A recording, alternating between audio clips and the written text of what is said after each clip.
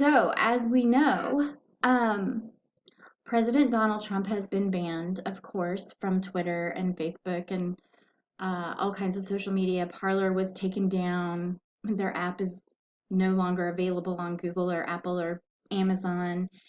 And so social media has basically said, oh, if you have conservative views, or if you supported Donald Trump in any way, shape, or form, or even probably voted for him, then your voice is null and void. We're going to shut you up.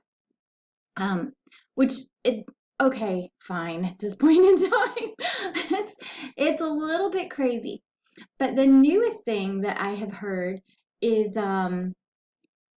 Twitter is putting up security or some crazy thing like that because they said that Trump supporters were going to come and storm Twitter next, uh, which is quite crazy to me because I have not heard that.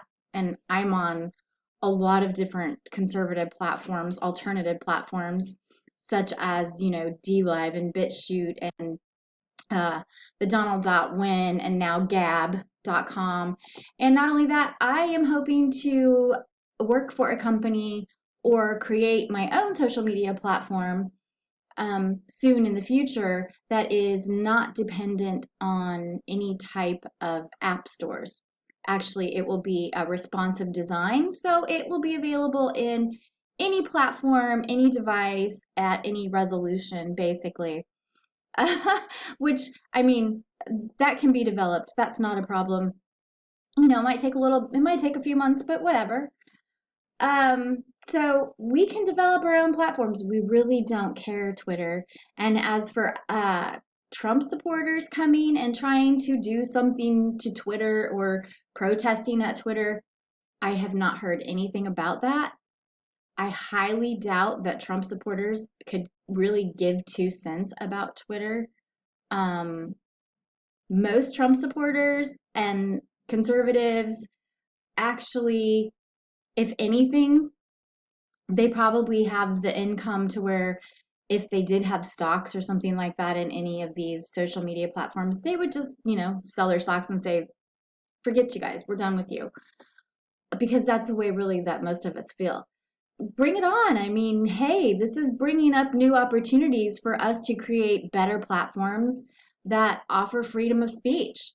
And if all the liberal people want to stay on those platforms and they're happy with their narrow minded points of view and that's what you want to promote, that's totally fine. You guys can live in that world.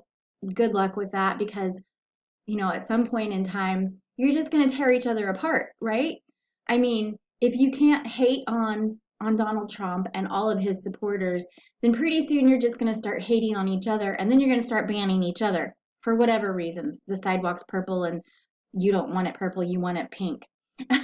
I mean, it's going to get pretty ridiculous if you keep this up, but at this point in time, all of us Trump supporters and people that actually have some intelligence left and want free speech and want freedom and joy and happiness and want to get along with each other and have fun, we're just going to go someplace else because we're done with this. We're really done with this.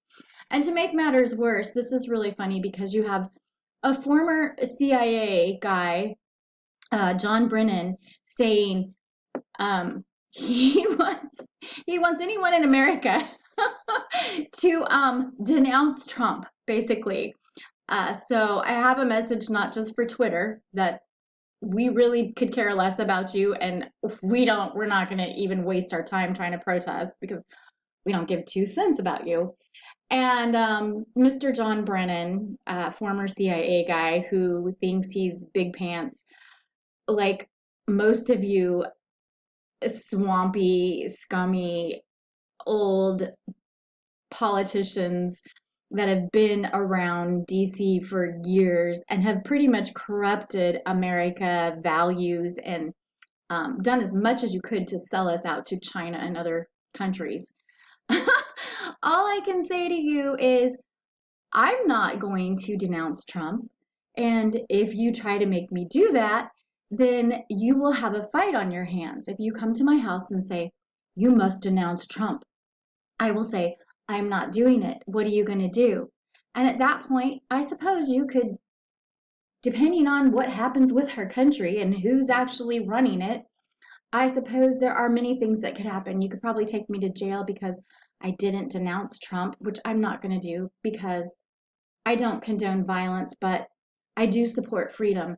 So, and by the way, everything that happened in DC, um, yeah, patriots, people that supported Trump, they didn't start the violence. The people that broke the window, that was Antifa. They had their hats on backwards. And I actually knew before the protest even ever got started, and I was warned, anyone that you see with a hat on backwards, a Trump hat on backwards, is Antifa. So beware. They already had that plot going on. We got your game. We don't care.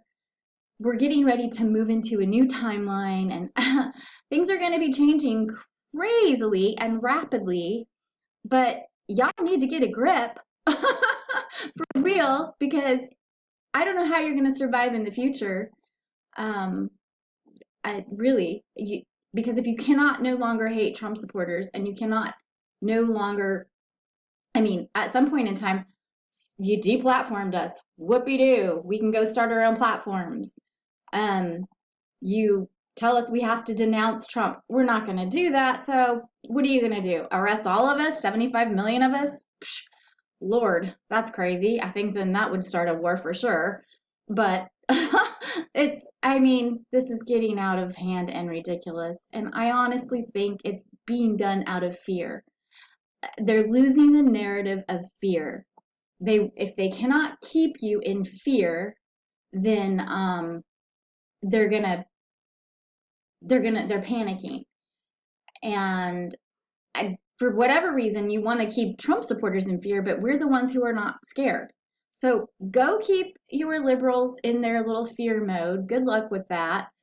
I wish y'all well, but you guys are getting a little bit totally silly.